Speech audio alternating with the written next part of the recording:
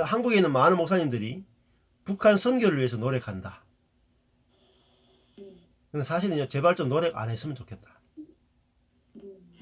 남한에 있는 교회가 북한에게 선교할 일이 뭐가 있느냐? 그렇죠. 오히려 북한에 있는 교회가 남한에 있는 교회에 선교해줘야 돼요. 그렇죠. 북한에 있는 교회는 남한에 있는 교회를 위해서 기도해요. 제발 좀 돌아오라고. 너무나 물질주의에 빠져가지고, 예? 자기중심주의에 빠져, 그 본능에 빠져가 살아가는데, 그들은요, 안 먹고, 못 입고, 못 먹고, 핍박받고, 순교하고 죽어도 예수 부인하지 않을 정도의 신앙이 북한 성도들은 가지고 있어요. 근데 보세요. 북한 성도들이 그런 신앙을 가지게 된 것이 목사가 있어서 됐습니까? 신학교가 있어서 됐습니까? 조직이 있어서 됐습니까? 정규적인 예배가 있어서 됐습니까? 아니죠. 그거 다 없어요. 교단도 없고 목사도 없고 다 하나도 없어요. 뭐로요? 오직 은혜로. 조직이 하나도 필요 없어요. 조직이 없을수록 더 깨끗해요.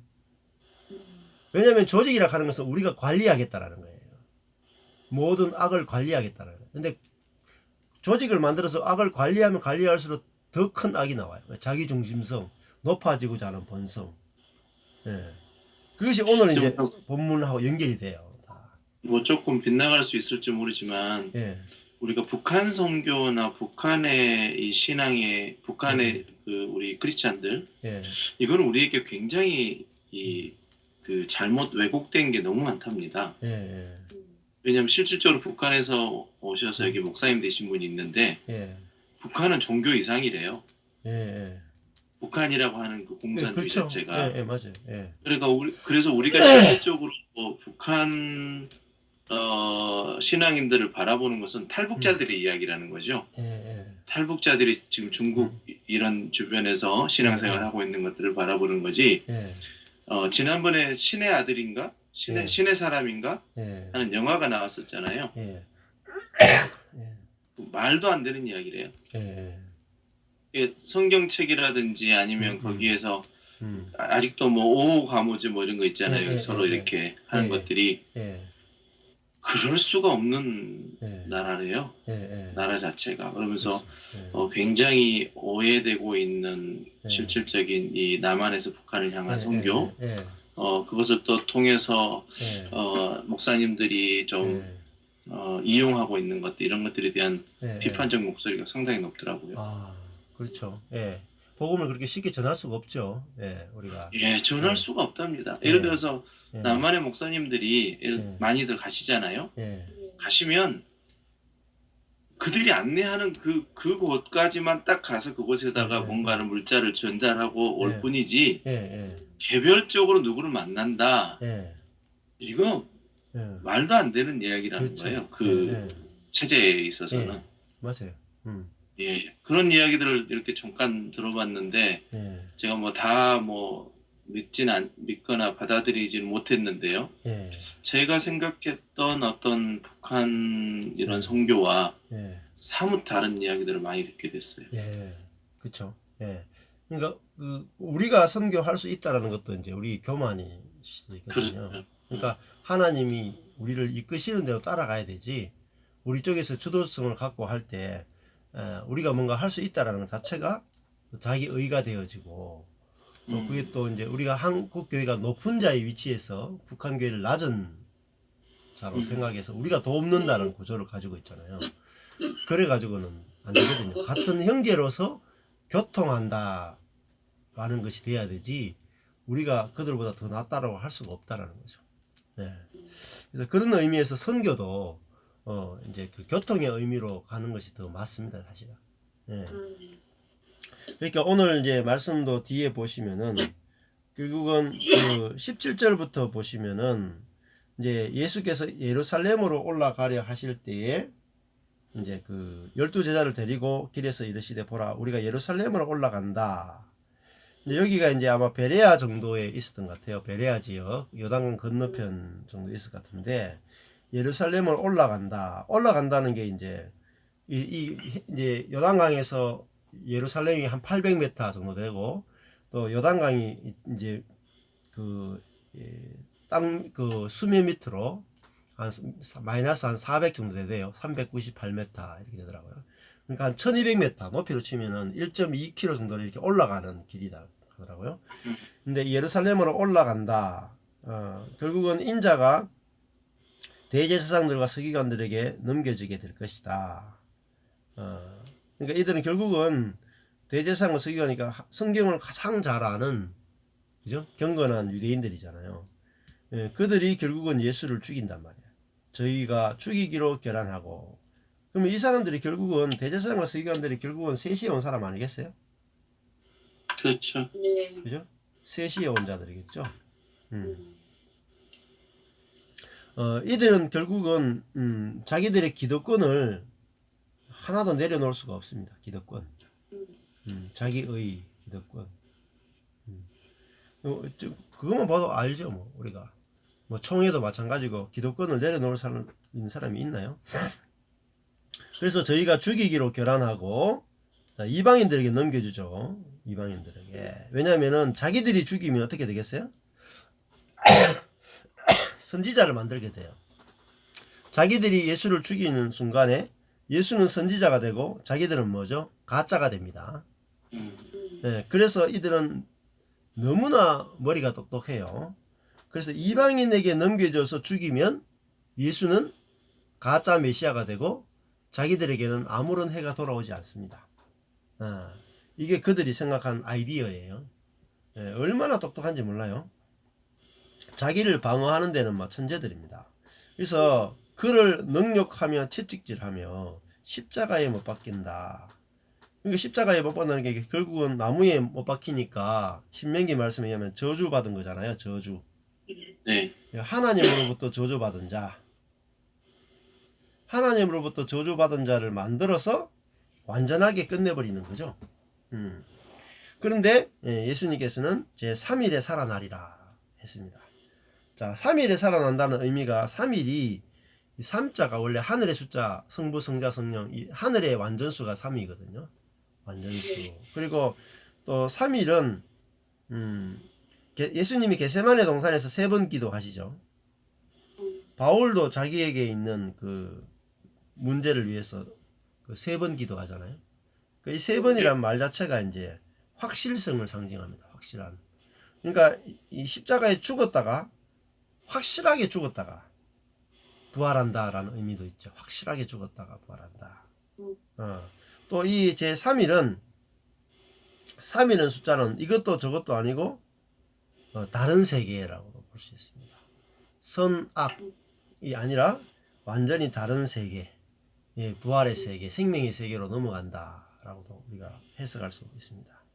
그리고 이게 결국은 인간의 생각 밖에 있는 그런 세계를 바로 말하는 게 3일이죠. 그리고 이제 이 3일 동안 이제 확실하게 장사 지내서 모든 사람이 예수님의 죽음을 확인할 수 있는 기간, 이게 3일입니다. 자, 그리고 이제 결국은 예수님이 자기가 죽고 부활할 것에 대해서까지 이제 이렇게 예언을 하시게 되죠. 자, 예수님은 지금 자신의 죽음을 말하잖아요. 네. 그죠? 그러니까 자기의 어떤 십자가 죽음을 대속물로 자기를 죽는 죽음을 지금 28절에도 대속물로 주려 합니다. 이렇게 나가죠. 예수님은 죽으러 왔다. 섬기러 왔다. 낮아지러 왔다. 이렇게 나오잖아요. 그런데 지금 이 20장 시작할 때 포도원 품꾼은 높아지기 위해서 일했죠. 그죠? 높아지기 위해서. 근데 예수님은 죽으러 왔다 이야기하고, 그리고 또 무슨 사건이 벌어지냐면 예수님의 제자들이 나오죠.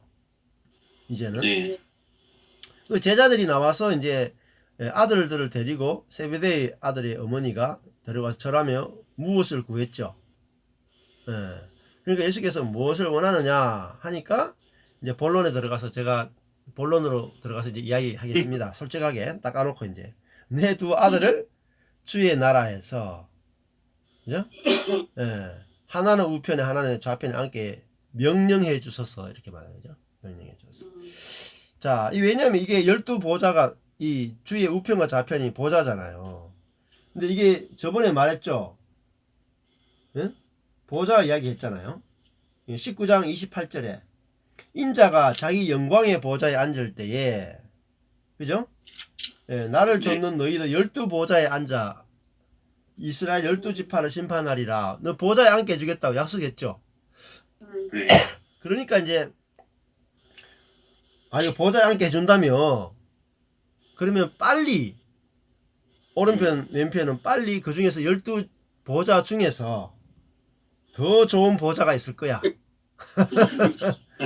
빨리 챙기자. 그러면 먼저 기도하는 놈이 장땡이다. 이래서 이제 간구기도 들어간 거예요. 네? 그러니까 사람이 들을 때도 우리 속에 높아지고자 하는 본성이 뭐예요? 이게 타락한 본성이잖아요. 그러니까 우리는 성경을 읽을 때 이 타락한 본성이 우리 속에 있기 때문에 어떤 성경을 읽어도 높아지는 쪽으로 해석하게 되어 있어요. 이걸 봐야지 성경이 내 안에 있는 높아지고자 하는 근원적인 타락한 본성을 알아야만 성경이 해석이 됩니다. 그러니까 이들이 이런 요구를 하는 것은 당연한 거죠. 지극히 당연한 거죠. 타락한 본성을 가진 인간으로서 우리도 똑같이 이런 게 같은 게 있습니다. 높아지고자 하는 본성. 그러니까 천국은 이 높아지고자 하는 본성이 처리되지 않고는 천국이 오지 않는 거예요. 예.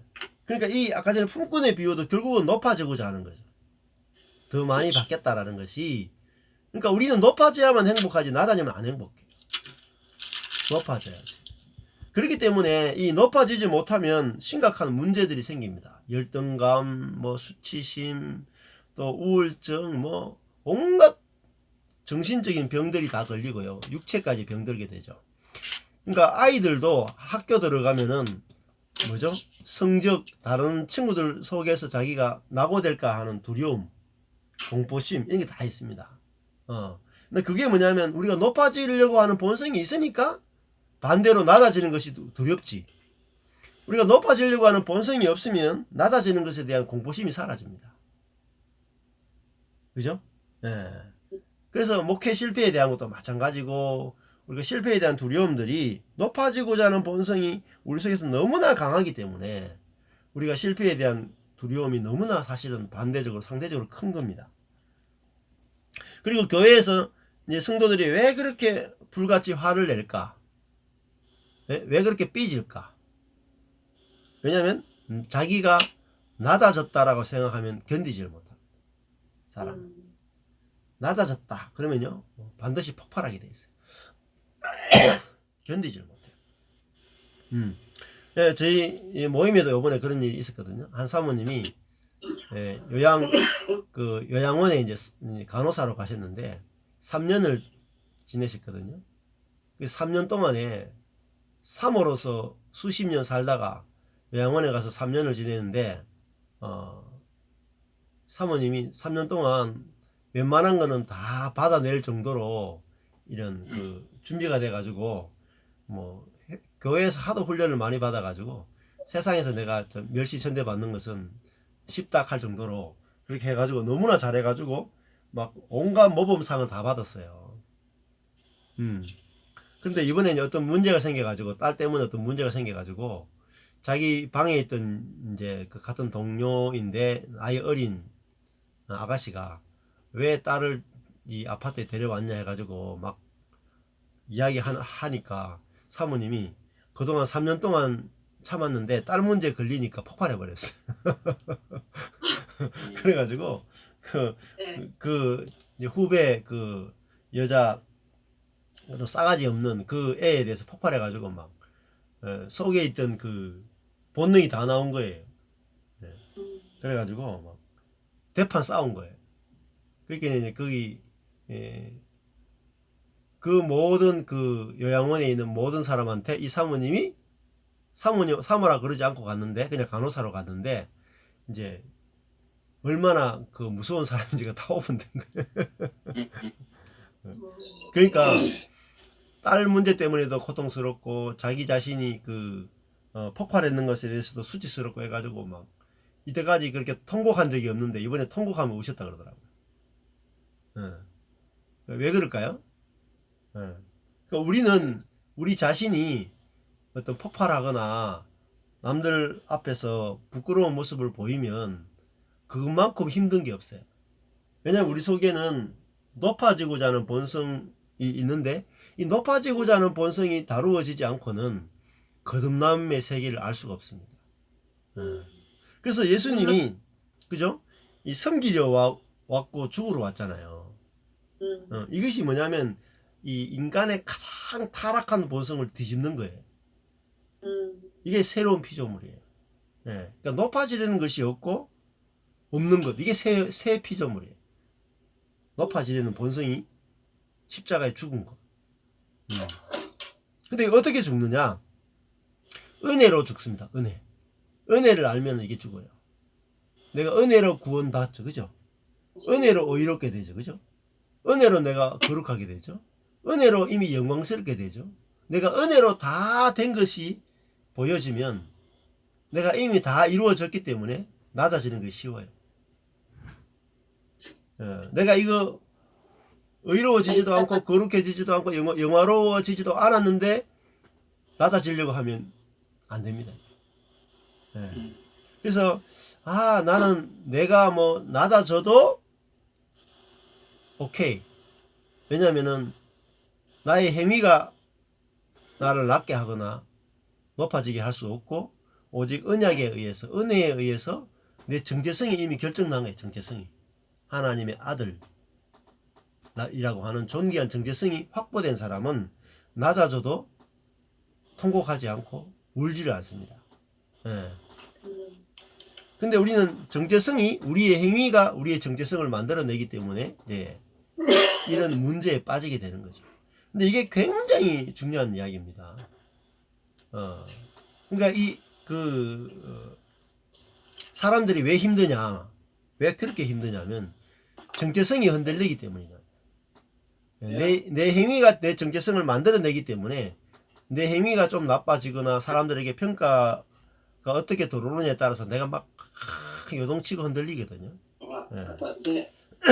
그래서 예수님이 십자가에 낮아질 수 있고 종이 될 수 있고 죽을 수 있는 것은 예수님은 자기의 정체성이 하나님 아버지에 의해서 이미 이는 내 사랑하는 자요, 사랑하는 아들이요, 내 기뻐하는 자라, 이미 정체성을 갖고 출발한단 말이에요.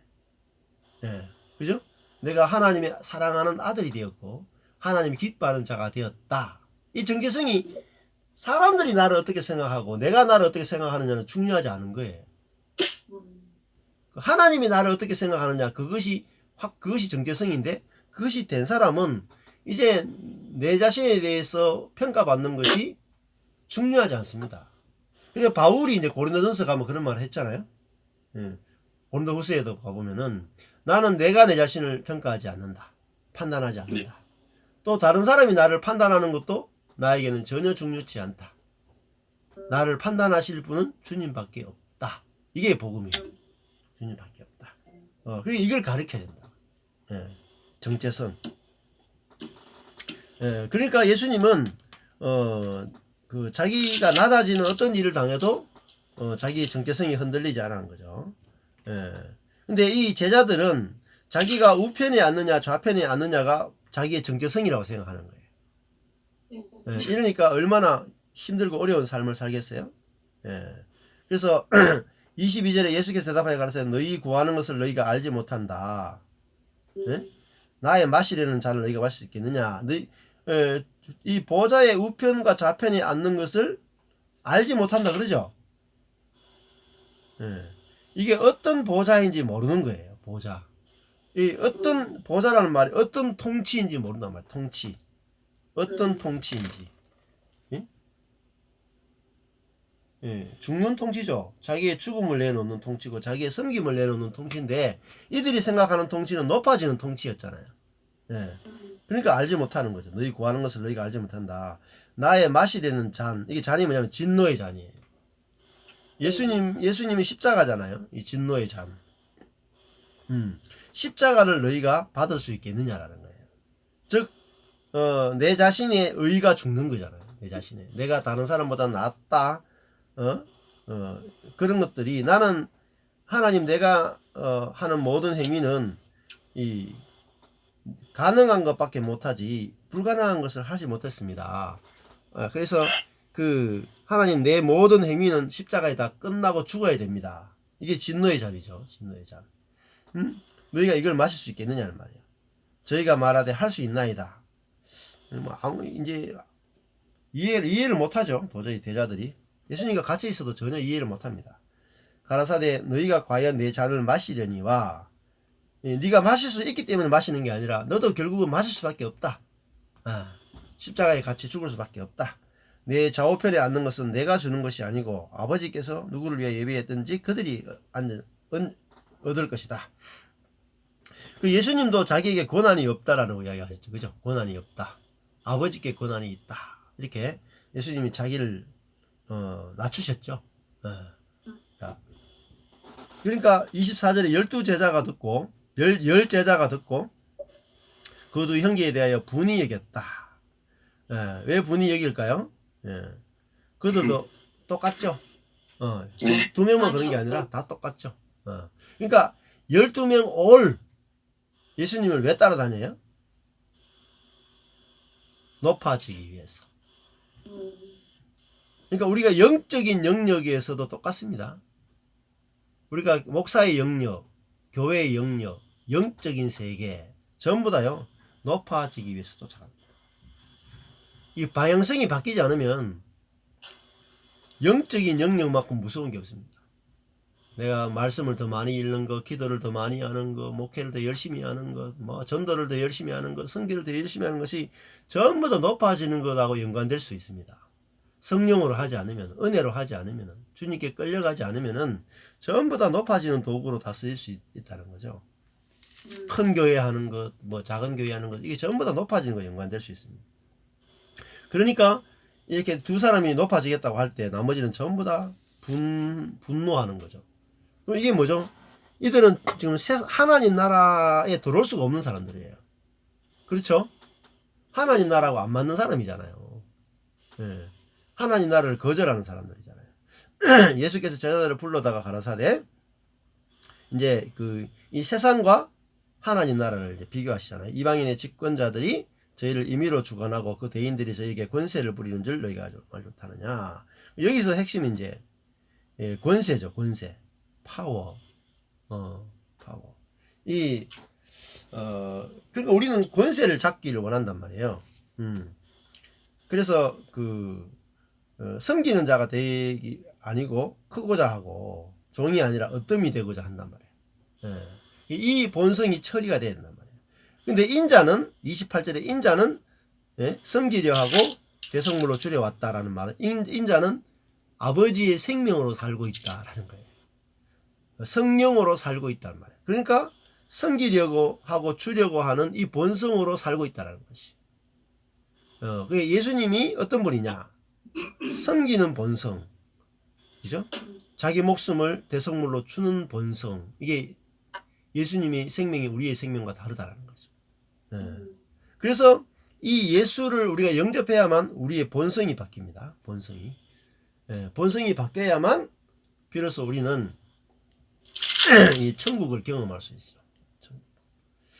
자, 그래서 이런 아까 제 데리다라는 분 조금 더 해드릴게요. 그분이 무슨 말을 했냐면 프란시스 베이컨이라고 하는 사람이 저희들이 잘 아는 사람인데 그분이 무슨 말을 했냐면 아는 것이 힘이다 이렇게 했죠. 아는 것이 힘이다. 아는 것이 힘이다. 근데 그래서 이제 많이 알아야지 그것이 우리에게 힘을 줄 수 있다. 공부를 많이 하면 뭘 얻어요? 파워, 권세를 얻죠. 공부를 많이 하면 돈과 권력과 이런 걸 얻잖아요. 그래서 열심히 공부하는 거죠. 근데 이 데리다는 반대를 이야기했어요. 파워가 아는 것이다 이렇게 했어요. 이게 무슨 말이냐면 위에 있는 사람들이 지식을 만들어낸다라고 했어요. 위에 있는 사람들이 말하는 것이 진리가 된다. 그러니까 밑에 있는 사람들이 말하는 것은 절대 진리가 될 수 없다. 그러니까 진리라고 하는 것은 진짜 진리가 아니고 위에 있는 사람들이 말하는 것이라는 거죠. 예. 이게 세상이라는 거예요. 예. 교회 안에도 마찬가지입니다. 교회 안에도 교리라고 하는 것이 누가 의해서 만들어집니까? 위에 있는 사람들에 의해서 power is knowledge. 권세 있는 자들이 말하는 것이 곧 knowledge, 교리가 됩니다. 밑에 있는 사람들이 말하는 것은 절대 교리가 될 수 없어요. 그 예수님이 말한 것은 절대 유대교에서 교리가 될 수 없었죠. 그죠? 서기관, 바리새인, 제사장이라고 하는 파워를 가진 사람들이 말하는 것만이 교리화되고, 밑에 있는 예수와 제자들이 말하는 건 전부 다 이단 교리가 됐어요. 예. 그러므로 우리가 이 교리 전통이라는 것 속에 뭐가 들어있냐면 나리지, 지식, 교리 속에 뭐가 들어있냐면 파워라는 것이 반드시 들어있습니다. 그래서 우리가 기독교 교리도 아주 다시금 살펴봐야 되는 게 너무나 많이 있습니다. 그 속은 전부 다 성공한 사람들이, 유명한 사람, 성공한 사람들이 만들어낸 교리가 너무나 많이 있기 때문에. 예. 그래서 우리가 그런 면에서 교리도 어느 정도 상대화 시켜놓고 우리가 성경을 볼 필요가 있다라는 거죠. 그래서 데리다 같은 경우에는 해체부터 먼저 해도 해체. 예. 권력에 의해서 모든 것이 만들어진다. 예수님도 지금 20장 25절의 말씀이 집권자들이 주관하고 대인들이 권세를 부리고 이게 세상이다. 그러니까 이 정치만 보더라도 똑같아요. 정치도요. 네. 우리 10년 전만 해도 20년 전만 해도 여당이 있잖아요. 여당이 매스미디어를 다 장악합니다. SBS, MBC, 그죠? 또 뭡니까? KBS, 공영방송. 매스미디어를 다 장악해서 뉴스를 내보내죠. 그리고 조선일보, 동아일보, 뭐, 이렇게 다, 매일신문하고 다 장악해가지고, 뭡니까? 자기들의 주장을 매스미디어를 통해서 파워가 뭘 만들어내냐면 나르지. 신문을 만들어내고, 언론을 만들어냅니다. 그러면 집권자들이 말하는 것이 전부 다 뭐가 돼요? 진리가 되어지죠. 그러면 밑에 있는 일반 서민들이 하는 모든 말들은 나리지가 아니에요. 지식이, 이렇게 진리가 아니고 전부 다 뭐죠? 잡설이 됩니다. 잡설. 잘못된 지식이 된단 말이에요. 그것이 세상입니다. 그러니까 우리가 언론을 믿으시면 안 돼요. 언론, 뭐 교리 대부분 파워에서 나오는 겁니다. 파워. 높아진 자들에 의해서 만들어진 것이 지식이고 진리고 교리입니다. 그러니까 우리가 믿을 부분 우리가 믿는 것은 전통이나 교리를 믿는 게 아니고 뭐죠? 오직 예수. 오직 예수. 그러니까 예수님이 우리에게 진리를 열어주시지. 우리가 어떤 전통이 우리에게 열어줄 수 없단 말이에요. 전통이. 그러니까 저도 이제 10년 동안 파워를 따라갔거든요. 파워. 근데 목회 10년 동안. 그러니까 그 파워에 두 가지 파워가 있다고 생각해요. 악한 파워와 선한 파워. 저는 이제 악한 교회 안에서 악한 파워들을 많이 봤기 때문에 선한 파워, 옥한음, 하영조, 이동원, 홍정길 선한 목사님들의 파워를 따라갔거든요. 근데 그것도 여전히 파워였어요. 선한 것에 의해서 만들어진 파워였다니까. 근데 그 속에 진리가 없더라고요. 그러니까 뱁새가 황새 따라가다가 이제 가랑이가 찢어진 것처럼 안 되더라고요. 근데 그 열심에 의해서 만들어진 선한 영향력에 속은 거죠. 열심에 의해서. 그분들 전부 다 어마어마한 열심이 있는 거예요. CCC 출신이고요. 대부분 CCC 출신이고, 그분들은 선교단체 출신들이고, 어마어마한 열심으로 목회한 분들이에요. 선한 마음으로. 근데 그 속에 뭐가 있어요? 높아지고자 하는 본성은 전혀 처리가 안 됐어요. 죄송하지만. 타락한 본성은 못 본 분들이에요. 그래서 이 타락한 본성, 그래서 큰 교회와 작은 교회의 구분이 생기고 높아지고 낮아지는 부분은 전혀 처리가 안 됐어요. 그렇기 때문에 이 본성, 예수님은 계속해서 뭘 다루냐면은 파워를 지금 다루고 있는 거예요. 파워. 예. 그래서 이 앞부분에도 일찍 올수록 뭘 가져요? 파워를 가지죠. 3시에 온 사람이 가장 큰 파워를 가지고, 그 다음에 6시에 온 사람이 파워를 가지고, 9시에 온 사람은 파워를 가지는 거예요. 그러니까 이 파워를 해체해야 된다니까요. 내가 많은 일을 했다. 내가 목회를 오래 했다. 내가 담임 목사다. 그 다음에 내가 장로다. 내가 안수집사다. 이 파워가 해체되는 것이 천국이에요. 예수님은 이걸 해체하는 거예요. 해체. 그래서 섬기는 자, 또 노예, 하인을 지금 이야기하는 거죠. 그래서 그 데리다의 말 중에 또 이제 재밌는 말이 있어요. 환대라는 개념을 이분이 풀거든요. 환대라는 개념이 뭐냐면은 그 특별히 이제 아브라함 이야기나 구약에 보면은 손님을 접대하는 게 있죠. 네. 성경에 보면 손님을 대접하는 게 굉장히 중요하게 나옵니다.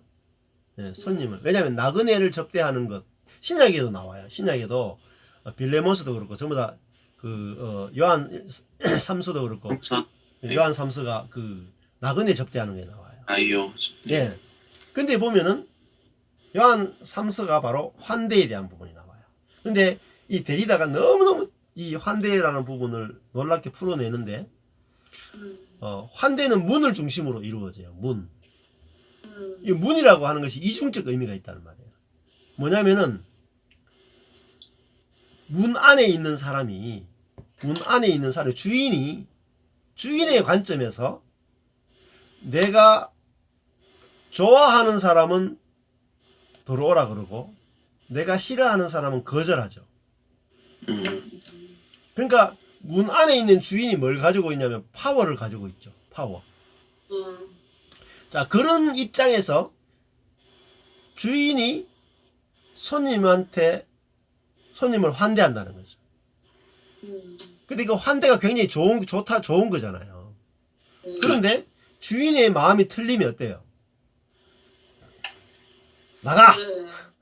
게다운 나가! 이렇게 하는 거죠. 그러니까 중심은 여전히 집주인이 중심을 가지고 있는 거죠. 그러니까 진정한 환대가 아니라는 거죠. 가능한 환대지 불가능한 환대는 아니다는 거예요. 그래서 성경적 환대는 뭐냐? 주인과 손님이 없는 게 성경적 환대라는 거죠. 너무너무 놀라운 개념이에요. 그러니까 진짜 환대는 내가 이 집의 주인이 아닙니다. 이 집은 주님이 주인입니다가 진정한 환대라는 거예요. 이것이 그러면 교회를 쳐봅시다. 교회 예를 들어 가지고 주일날 이번 주일날 이제 손님이 와요. 예를 들어 가지고 교회 한 번도 안 온 사람이 교회 딱 와요.